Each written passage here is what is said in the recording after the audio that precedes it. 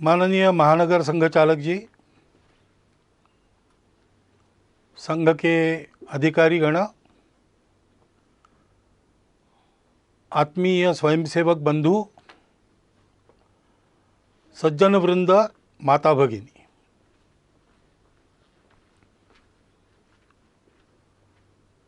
एक विशिष्ट परिस्थिति में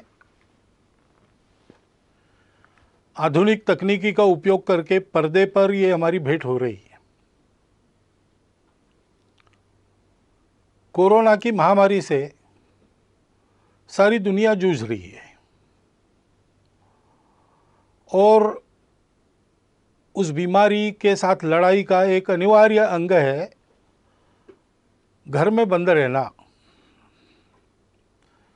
सारे काम धाम बंद करके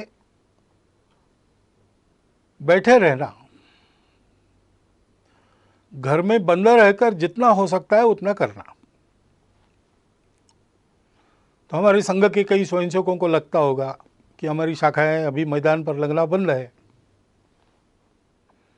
कार्यक्रम बंद है, संघ शिक्षा वर्ग प्रारंभ हुए होते वो बंद है, तो हमारा काम बंद है।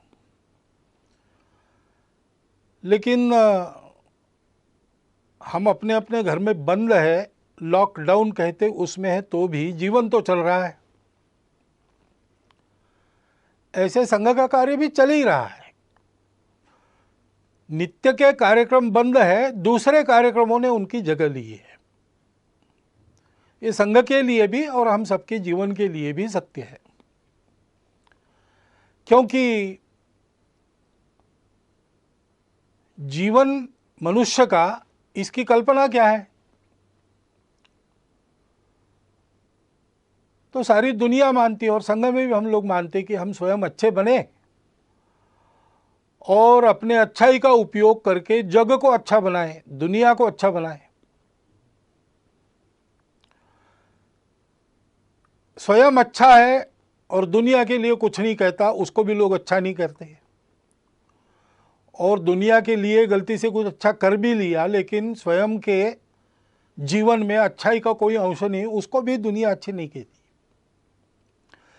जीवन के या संघ कार्य के एक ही सिक्के के ये दो पहलू है। अपनी परंपरा में ऐसा कहते हैं, एकांत में आत्म साधना और लोकांत में परोपकार। यही जीवन का स्वरूप है, यही संघ कार्य का स्वरूप है। तो अपने स्वयंसेवक रोज प्रार्थना कर रहे हैं, मैदान पर एकत्र आकर नहीं कर रहे, अपने परिवार के साथ घर में कर रहे हैं। लेकिन प्रार्थना करने का उनका समय निश्चित है, उनके परिवार में उस समय प्रार्थना हो रही। अनेक प्रतिनिधित स्वयंसेवक अपने प्रतिज्ञा का रोज स्मरण करते होंगे। नित्य शाखा के कार्यक्रमों में अभी इतना ही करना संभव है, उतना चल रहा है। बाकी कार्यक्रम दूसरा बदल गया है, वो सेवा का कार्यक्रम है। प्रचंड प्रमाण में जो सेवा चल रही उसको सब लोग देख रहे और सारा समाज हमको प्रोत्साहन भी दे रहा है। परंतु हमको ध्यान में रखना चाहिए कि ऐसा नहीं मानना चाहिए यही अपना कार्य है। कार्यक्रम अपना कार्य नहीं है। स्वयं अच्छा बनना और दुनिया को अपने प्रयास से अच्छा बनाना, ये अपना कार्य है। चीन देश में भारत से एक भिक्षु गए तथागत के धम्म का प्रचार करने के लिए। कुछ वर्ष वहाँ काम करने के बाद उनको ऐसा लगा कि तथागत का एक चरित्र लिखा जाए चीनी भाषा में, वहाँ के जनता के लाभ के लिए। तो लिखकर तो तैयार हो गया, लेकिन उसको छापना है। तो वहाँ उनके जो संपर्क थे उन सब लोगों से वो मिले, उनसे धन इकट्ठा किया, बताया तथागत का चरित्र उससे छापेंगे। और सारा धन इकट्ठा होने के बाद छापने के लिए छापखाने में वो हस्तलिपि देना कल देनी है, तो आज रात में एक बड़ा भूचाल आ गया और बहुत से देहात, बहुत से शहर तहस नहस हो गए। तुरंत सेवा कार्य में सब लोग लग गए। तो पुस्तक के लिए जो धन लाया था उसका स्वाभाविक उपयोग लोगों की राहत के लिए हो गया, वो धन समाप्त हो गया। इसलिए सारा वो राहत कार्य पूरा होने के बाद फिर से भिक्खू ने सबको बताया कि धन तो दिया था आप लोगों ने, लेकिन वो ऐसे काम में हो गया खर्च, तो और एक बार धन संकलन। फिर से वैसा किया। फिर जब छापखाने में जाना था, उसके पहले कुछ दिन एक बड़ी बाढ़ आ गई, फिर से राहत कार्य करना पड़ा, सारा संकलित धन उसमें व्यय हो गया। फिर जाकर लोगों को समझाया, लोग भी समझ गए, तीसरी बार धन संकलन हुआ। इस बार कोई आपत्ति नहीं, हस्तलिपि छापखाने में गई, मुद्रित होकर किताब तैयार हुई, किताब का धूमधाम से प्रकाशन हुआ लोगों ने, और उस किताब को बड़े श्रद्धापूर्वक खरीदा। और पढ़ने के लिए अपने अपने घर में जब लोगों ने उसको खोला तो पहले पन्ने पर लिखा था कि ये तथागत के चीनी भाषा में चरित्र की तीसरी आवृत्ति है। यानी लिखित चरित्र एक चरित्र का स्वरूप है, लेकिन उस चरित्र का जो संदेश है, दुनिया की दुख मुक्ति, उसको आचरण में उसके पहले 2 बार लाके दिखाया गया, तो वो भी उस पुस्तक की आवृत्ति है। ऐसे हम आज जो कर रहे हैं वो भी कार्यक्रम बदल के संघ का ही कार्य कर रहे हैं, इस भावना से उसको करना। तो स्वाभाविक केवल संघ के लोगों के लिए नहीं, सभी के लिए कुछ बातें स्पष्ट हो जाती है। एक तो हम ये सेवा क्यों कर रहे हैं, उसकी प्रेरणा हमारी स्वार्थ की नहीं है, अपने अहंकार की तृप्ति या अपनी कीर्ति प्रसिद्धि के लिए ये नहीं करना है। जो लोग सहयोगी बनना चाहते हैं उनको जानकारी हो, इसलिए कुछ प्रसिद्ध करना पड़ता है। अपने कार्य की रचना में हम सबको सविस्तार वृत्त ठीक ठीक पता चले, इसलिए उसको प्रकाशित करना पड़ता है। लोगों को प्रेरणा मिले, इसलिए भी ऐसे कार्य में आने वाले अनुभवों का लेखन प्रकाशन करना पड़ता है। परंतु अपना डंका बजाने के लिए हम ये काम नहीं कर रहे। हम काम कर रहे हैं, ये अपना समाज है, अपना देश है, इसलिए इस स्वार्थ, भय, मजबूरी, प्रतिक्रिया या अहंकार, इन सब बातों से रहित आत्मीय वृत्ति का परिपाक है ये सेवा। और इसलिए इस सेवा में हम लोगों को निरंतर लगना है, निरहंकार वृत्ति से लगना है, श्रेय दूसरों को देना है। और अभी ये जो विशिष्ट आपत्ति है, उसमें जो सेवा करनी है, उसमें लोगों का प्रबोधन भी करना पड़ता है, कई बातें बतानी पड़ती है। तो बताने का परिणाम तभी होता है जब हम उसका पालन करते हैं। और इसलिए कोरोना की महामारी के समय में अपने स्वास्थ्य को सुरक्षित रखने के जो जो नियम विहित है और हम लोगों को बताने वाले हैं, उन सबका पालन पहले अपने को करना है। वो पालन करते हुए भी हमको काम करना है। घर के बाहर निकलना पड़ेगा, लेकिन नियम बना है कि उसके लिए अनुमति चाहिए, लॉकडाउन है तो अनुमति पूर्वक ही काम करना, फिजिकल डिस्टेंस रखना है, अंतर रखना है, वो अंतर रखकर काम करना पड़ेगा। छोटी छोटी बातों में भी सहज रहकर स्वयं उसके पालन का उदाहरण बनकर हमको लोगों को बताना है। और हम ये कर सकते हैं। महामारी नई है, उसने कहर मचाया है, लेकिन उससे डर जाने की आवश्यकता नहीं है। डरने से काम नहीं होता, डरने से संकट का बल ज्यादा बढ़ता है। अपना संतुलन कायम रख के, मन में भय का लवलेश न रखते हुए, ठंडे दिमाग से कौन से उपाय करने हैं, कैसे करने पड़ेंगे, क्या क्या करना पड़ेगा, इसकी योजना बनाकर हम काम करते हैं तो वो काम यशस्वी होता है। आत्मविश्वास युक्त ऐसा अपना सुनियोजित प्रयास करना है, भय से रहित होकर, और सातत्यपूर्वक प्रयास करना है। क्योंकि ये बीमारी नहीं है, इसमें निश्चित क्या क्या हो सकता है इसके अनुमान लगते, जैसे जैसे अनुभव आता है वैसे ही पता चल रहा है। और इसलिए अब ये कितना चलेगा पता नहीं, जल्दी से जल्दी समाप्त हो ये पूरा प्रयास हम करेंगे, लेकिन जितने दिन चलेगा उतने दिन पीड़ित लोगों को राहत देने के और ये बीमारी न फैले उसके प्रयास जारी रखने पड़ेंगे। बीच में ही छोड़ दिया तो यशस्वी नहीं होंगे। एक आदमी सब तरफ से कंगाल हो गया, निराश हो गया, उसको ऐसा लगा हम आत्महत्या करेंगे, लेकिन कुछ उसके जेब में पैसा था, कुछ दिन जीने का सामान उसके पास था, तो उसको ऐसा लगा कि पहले इसको खर्चा कर देते हैं और बिल्कुल ही कफलक होकर मर जाएंगे। इसलिए वो बड़े शहर में गया कि वहाँ पर जुआ खेलेंगे और ये सारा धन उड़ा देंगे, फिर मर जाएंगे। लेकिन वहाँ जाने के बाद उसको पता चला कि उस गांव के पास, उस शहर के पास एक बहुत लंबी चौड़ी ज़मीन थी जिसमें मैंगनीज मिलेगा ऐसा लगता था। इसलिए 2-3 माइनिंग कंपनीज ने वहाँ आकर खुदाई की, 250 फीट नीचे गए लेकिन मैंगनीज मिला नहीं, निराश हो गए। इसलिए उसका लीलाव वो करने वाले थे, तो उसको लगा कि ये भी एक जुआ है, चलो जाके बोली बोलेंगे। अब इतना तो धन नहीं था उसके जेब में कि इतनी बड़ी ज़मीन खरीदी कर सके, लेकिन वो 250 फीट की ज़मीन नहीं थी, 250 फीट का लंबा चौड़ा गहरा गड्ढा बना था, उसको कौन खरीदेगा। उस नीलाम में कोई आया ही नहीं, यही अकेला पहुंचा, इसलिए इसके जेब में जितने पैसे थे उतने में उसकी ज़मीन हो गई। अब जो मजदूर वहाँ काम कर रहे थे उनको उस दिन की मजदूरी कंपनी ने दे दी थी, तो उन्होंने आके पूछा क्या करें, काम अभी बंद करें कि 5 बजे तक करें और बाद में छोड़े।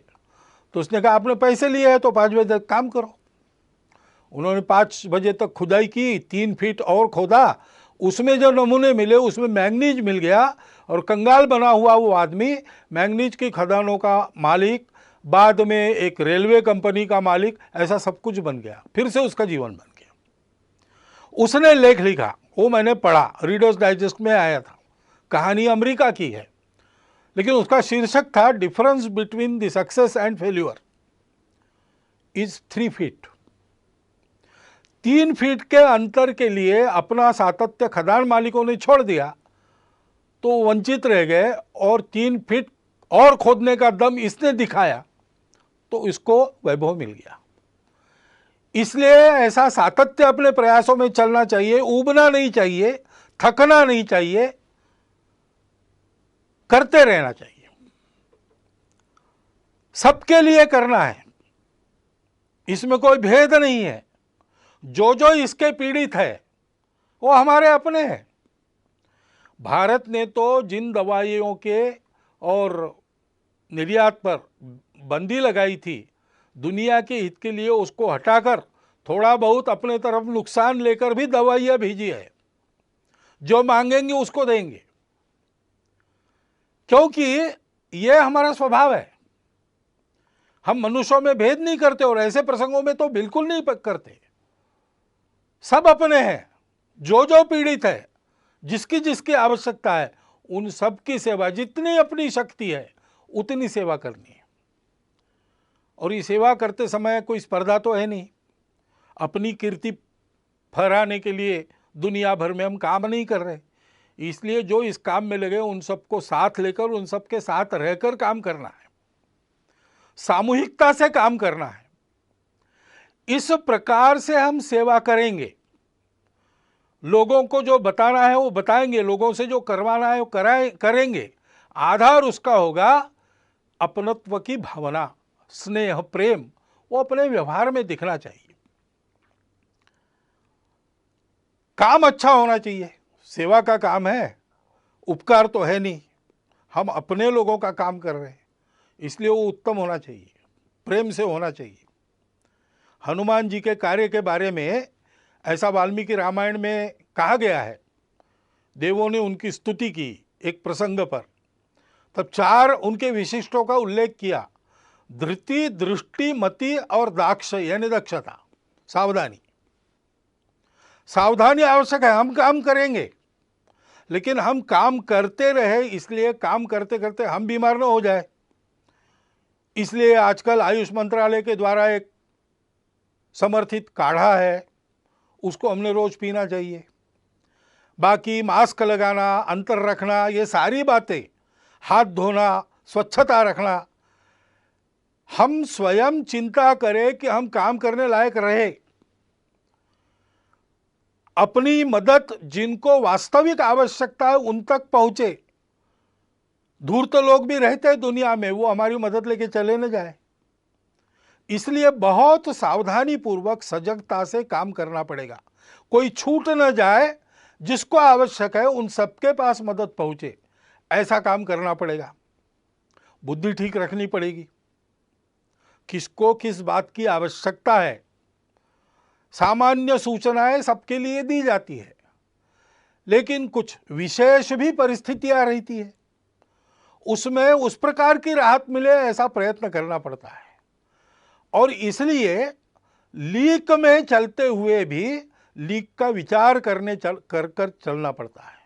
अनुशासन में चलते हुए भी अनुशासन इतना लचीला होना पड़ता है कि अपने सेवा के दायरे में, सेवा के लाभ लेने वालों में सब आवश्यकता जिनको है ऐसे लोग आ जाए। फिर दृष्टि की बात है, हम ये सब बताएंगे, ये सब करवाएंगे तो आदतें भी लोगों के ठीक रहे। आदतें ठीक न रखने के कारण भी ये बीमारियां आती है। तो ये अनुभव लोग ले रहे हैं, अब उनकी मनोभूमिका तैयार है, तो हमने अच्छाई का प्रचार प्रसार भी लगे हाथ करते रहना चाहिए। ये केवल कार्यक्रम नहीं है, इसमें से हम लोगों के जीवन को सुरक्षित कर रहे हैं और लोगों के जीवन को गढ़ भी रहे हैं। अपने पवित्र समाज का संरक्षण और सर्वांगीण उन्नति, ये हमारी प्रतिज्ञा है। और इसलिए उस दृष्टि को ध्यान में रखकर हमको काम करना है और धैर्य रखना है। कितने दिन ऐसा करके नहीं होगा, जब तक पूरा नहीं होता तब तक करते रहना है, सतत करना है। ऐसा करते रहना, और ऐसा करते रहते समय ये जैसे गुण है हनुमान जी से, वैसे विदुर नीति में एक बात बताइए दोषों को टालने की। षट दोषा पुरुषेणेह हातव्याम भूतिमिच्छताम। जिस पुरुष को अपना वैभव चाहिए, अपना विजय चाहिए, अपना प्रभाव चाहिए, अपनी खुशहाली चाहिए, उसको 6 दोषों का हनन करना पड़ता है, उनको दूर करना पड़ता है। वो कौन से है? निद्रा, तंद्रा, भय, क्रोध, आलस्यम, दीर्घ सूत्रता। आलस्य और दीर्घ सूत्रता काम की नहीं है। तत्परता चाहिए। जब उपस्थित होता है, भारत का इस सारी बीमारी के दौर में काम बहुत अच्छा हो रहा है, इसका पहला कारण है कि तत्परता पूर्वक सारी उपाय योजनाएं यहाँ के शासन प्रशासन ने लागू की और उतने ही तत्परता पूर्वक समाज के एक बहुत बड़े अंश ने उसको अमल में लाया। तो आलस्य नहीं किया, दीर्घ सूत्रता नहीं दिखाई। इसको ध्यान में रखना चाहिए। वो तत्परता अपनी कायम रखनी चाहिए। निद्रा, तंद्रा यानी असावधानी, काम करते करते धुन लग जाती है, उसको तंद्रा कहते हैं। धुन लगना अच्छा है, लेकिन तंद्रा अच्छी नहीं, क्योंकि उसमें विचार नष्ट होता है। सोच समझ के सजग रहकर एक एक कदम डालते हुए काम करना, और भय और क्रोध को टालना। लोगों को भय लगता है कि हमको क्वारंटाइन में डाल दे, तो छुपने का प्रयास करते हैं। लोगों को कुछ नियमों में बांध दिया तो लोगों की ऐसी भावना होती है कि हम पर कुछ प्रतिबंध ला रहे हैं। अब संघ ने अपने और मार्च में ही तय करके जून आखिर तक सारे कार्यक्रम बंद कर दिए। लेकिन किसी किसी को लग भी सकता है कि सरकार हमारे कार्यक्रमों पर प्रतिबंध कर रही इस निमित्त, और भड़काने वाले लोगों की कमी नहीं है। उसके कारण क्रोध पैदा होता है, क्रोध के कारण अविवेक होता है, फिर अतिवादी कृत्य होते हैं। हम जानते हैं कि इसका लाभ लेने वाली ताकत है और वो प्रयासरत है। जिस प्रकार इस कोरोना के बीमारी का फैलाव अपने देश में हुआ है, उसमें एक कारण यह भी है। परंतु दो बातें ध्यान में रखनी चाहिए। जैसे इन सब का पालन सकारात्मक भाव से करना, इस पर क्रोध नहीं करना, इससे डर नहीं मन में रखना, वैसे अगर किसी ने भयवश या क्रोधवश कुछ उल्टा सीधा कर दिया तो उस सारे समूह को ही एक माप में लपेटकर उससे दूरी बनाना ये भी ठीक नहीं। सर्वत्र दोष रखने वाले लोग होते हैं। सामान्य लोगों के मन में कुछ आ सकता है। सामान्य लोगों ने सबने ये खबरदारी लेनी चाहिए कि ये अपने देश का विषय है, देश हित का विषय है, इसमें हमारी भूमिका सहयोग की ही होगी, कभी भी विरोध की नहीं होगी। मन में किंतु परंतु है, उसका लाभ लेकर द्वेष क्रोध को भड़काने वाले लोग हैं, उनके खेल चल रहे।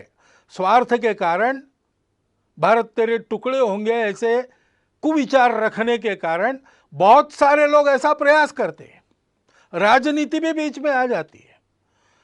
ये जिनको करना है, जिनका चलता है उनको चलता रहे, इससे बचना।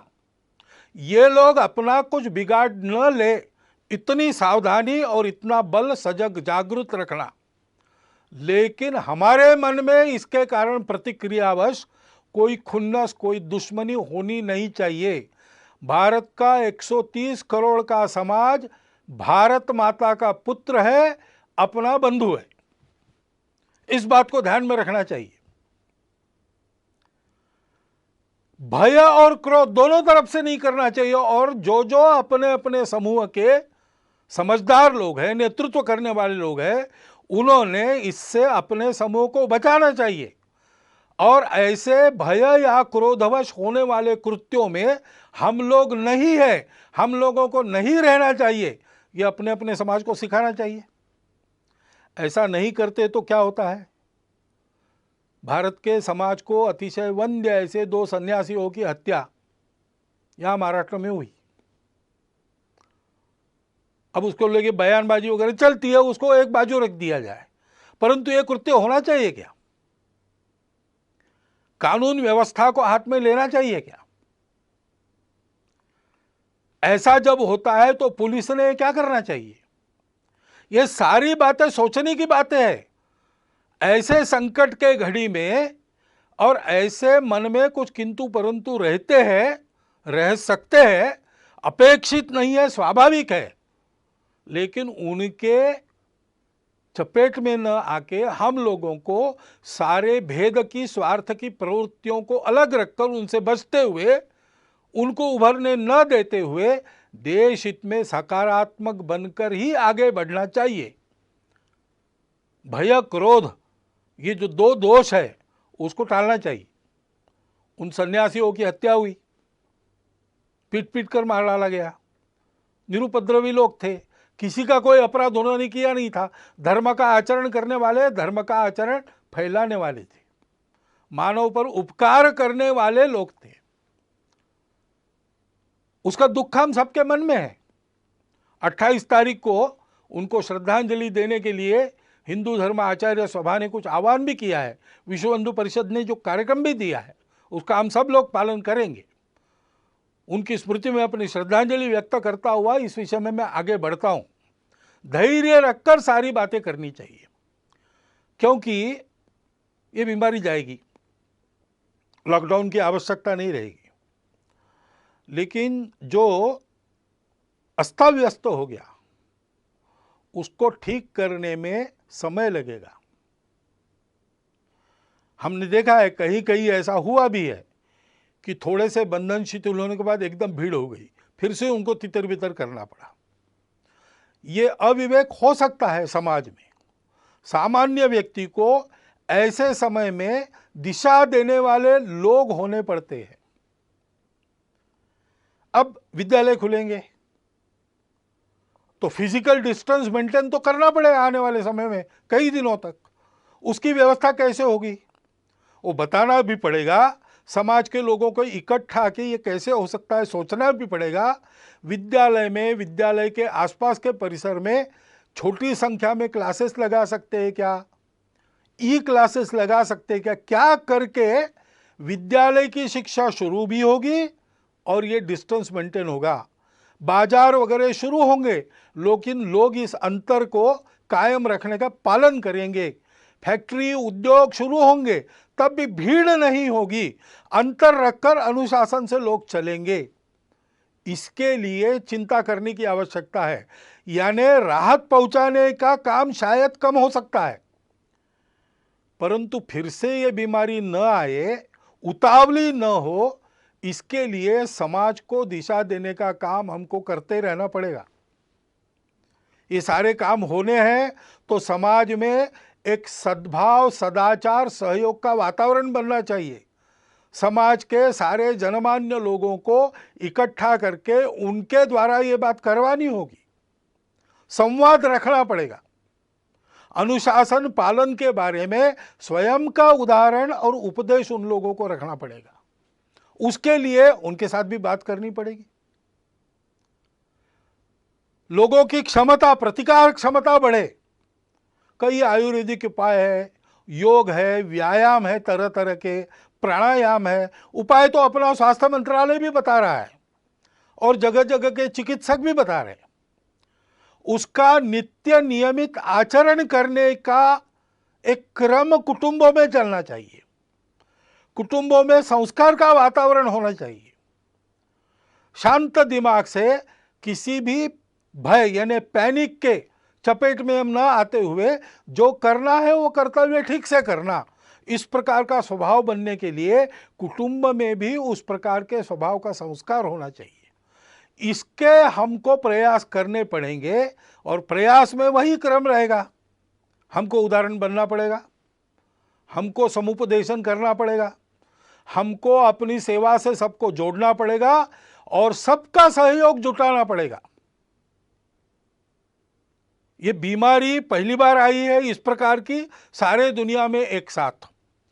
शायद ही पिछले और कुछ शतकों के इतिहास में विश्व पहली बार ऐसे संकट का सामना कर रहा है। तो संकट तो है और हम लड़ तो रहे, लेकिन ये संकट कुछ सिखा भी रहा है। जैसे प्रधानमंत्री ने ही पिछले दिनों में कहा सरपंचों को कि ये संकट हमको स्वावलंबन की सीख दे रहा है।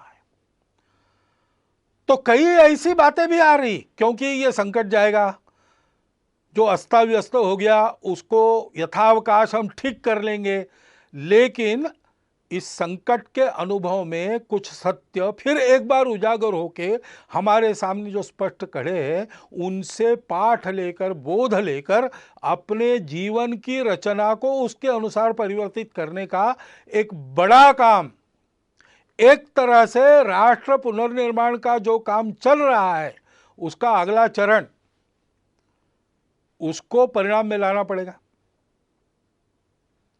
और बहुत से लोग शहरों से चले गए अपने अपने गांव में, सबके सब वापस आएंगे क्या? जो गांव में रह जाएंगे उनको रोजगार की क्या व्यवस्था होगी?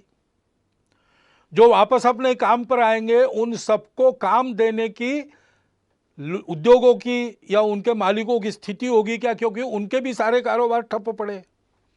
ऐसी अवस्था में इनका रोजगार भी कायम रहे और उस समय के सीमित साधनों में सब चल सके, इसके लिए सबको कुछ न कुछ छोड़ना पड़ेगा। उसके लिए मन की तैयारी करनी पड़ेगी, समझदारी बरतनी पड़ेगी, उसका भी उपदेश करना पड़ेगा, उसको भी समझाना पड़ेगा।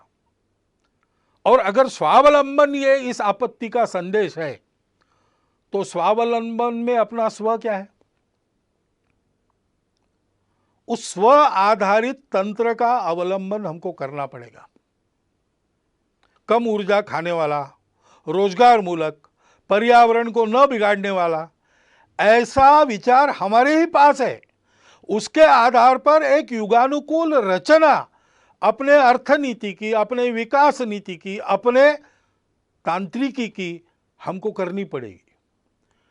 आधुनिक विज्ञान के आधार पर इसमें जो जो अद्यतन सहायक होता है वो लेते हुए परंपरा के आधार पर जो आज सुसंदर्भित है, इस संकट के कारण फिर से एक बार हमको याद आ रहा है, उन दोनों को मिलाते हुए हमको एक नए विकास के मॉडल का निर्माण करना पड़ेगा।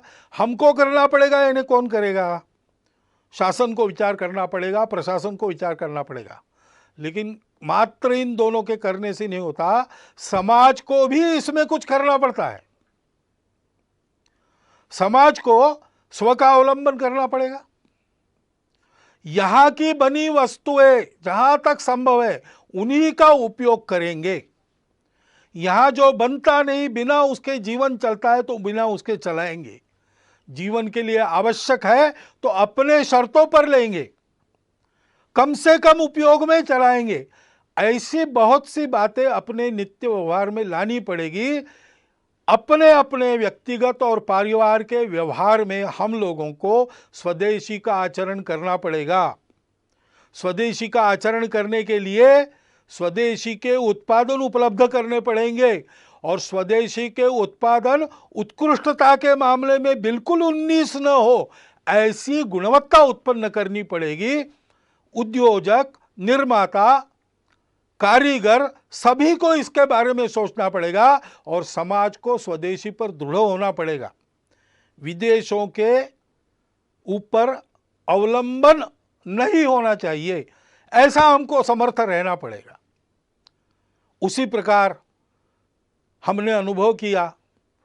अब जो बाहर निकलकर नदियों को वगैरह देख सके वो बताते हैं, लेकिन हवा का तो हम सब लोग अनुभव कर रहे हैं कि पर्यावरण बहुत मात्रा में शुद्ध हो गया। क्यों शुद्ध हो गया? क्योंकि कुछ क्रियाकलाप बंद हुए जो पर्यावरण को दूषित करते थे। अब फिर से अपना जीवन नियमित हम शुरू करेंगे तो कौन से ऐसे क्रियाकलाप कम से कम हम कर सकते हैं, बिना उसके काम भी चल सकता है, इसका विचार हमको करना पड़ेगा। पानी का उपयोग ठीक से, पानी का संवर्धन संरक्षण, वृक्षों का संवर्धन संरक्षण और प्लास्टिक से मुक्ति, स्वच्छता का पालन, जैविक तरीकों पर बल देकर गौ पालन, जैविक खेती आदि के आधार पर जीवन चलाने का हमको अभ्यास अपना करना पड़ेगा। अभी जो हमारा अभ्यास रासायनिक खेती आदि का है उसको बदलना पड़ेगा। उसके लिए सारे समाज का बनाना पड़ेगा। शासन की नीति वैसी बनेगी, लेकिन जब तक समाज उस प्रकार चलता नहीं तब तक उसका परिणाम नहीं होता। कुटुंब में भी हमको और इस प्रकार के संस्कार करने पड़ेंगे। बहुत दिनों के बाद जो भागदौड़ चल रही थी वो बंद हो गई, तो अपने घर में रहने का, सतत रहने का अनुभव बहुत लोगों को मिला। घर को भी अच्छा लगा और हमको भी अच्छा लगा। इसके बहुत अच्छे परिणाम होते हैं। संवाद बढ़ता है, समझदारी बढ़ती है, सौमनस्य बढ़ता है, और इसलिए कुटुंब में इन सारे बोधों की चर्चा, उसके आधार पर व्यवहार कैसा हो ऐसा संवाद चलना। जैसा अपना कुटुंब है वैसे समाज भी एक कुटुंब है। समाज के भी विचार करने वाले लोगों में, समाज का नेतृत्व करने वाले लोगों में इस प्रकार का चलना, चर्चा का चलना, संस्कार का, नियमितता का प्रभाव होना अपने जीवन पर, व्यक्तिगत और सामूहिक, इसकी चिंता हमको करनी पड़ेगी। नागरिक अनुशासन के पालन में हम सबको तत्पर होना पड़ेगा। जहां जहां उस अनुशासन का पालन लोग कर रहे हैं वहां कोरोना का उपद्रव कम है, और जहां इस अनुशासन की आदत न होने के कारण गड़बड़ हो रही वहां कोरोना की चपेट में अभी भी देश का कुछ भूभाग है। और इसलिए उस अनुशासन का पालन करना, भगिनी निवेदिता ने कहा है कि देशभक्ति का स्वतंत्र देश में रूप तो नागरिक अनुशासन का स्वयं होकर सारे नागरिक पालन करते, इतने वो समझदार होते, यही है। डॉक्टर अंबेडकर साहब ने भी संविधान प्रदत्त करते समय जो भाषण संसद में किए थे उसमें इस प्रकार की कानून व्यवस्था, नियम आदि का पालन करने पर बहुत जोर दिया गया है। हमको अपनी इस आदत को और ताजा और धार वाला करना पड़ेगा। उसी प्रकार समाज में सद्भाव का वातावरण, सहयोग का वातावरण, शांति का वातावरण बनाना पड़ेगा। शासन तो संस्कार मूलक शिक्षा नीति जल्दी लाएगा, लाना पड़ेगा उनको, क्योंकि ये सारे काम शासन की नीति, प्रशासन का नीति को ध्यान में रखकर समाज को अपना मानकर अमल करने का तरीका और समाज का आचरण से सहयोग, इन तीनों बातों के एकत्र आने के बाद ही संभव होता है। तो शासन जैसे अपने प्रशासन को समाजोन्मुख करेगी, राजनीतिक लोग अपनी राजनीति को स्वार्थ मूलक से हटाकर देशहित मूलक बनाएंगे, शिक्षा जैसा संस्कार देने वाली परिवर्तन अपने आप में करेगी, वैसे हम सब लोगों का व्यवहार भी वैसा होना पड़ेगा। भविष्य के लिए भी यह संकट बहुत कुछ बताकर जा रहा है, उसका विचार करके हमको अपने जीवन के नए मानक का विचार करते हुए उसको आचरण में लाना पड़ेगा। हम सब लोग मिलकर आत्मविश्वास से इस अपने देश और अपने समाज के अपनत्व को मन में रखकर इस देश को इस संकट से निकालकर सारे विश्व की मानवता का नेतृत्व करने वाला देश बनाने के लिए आत्मविश्वास पूर्वक प्रयत्नों का, परिश्रमों का सातत्य अपने कर्तृत्व में रखकर फिर एक बार हमको सक्रिय होना पड़ेगा। इसकी आवश्यकता है।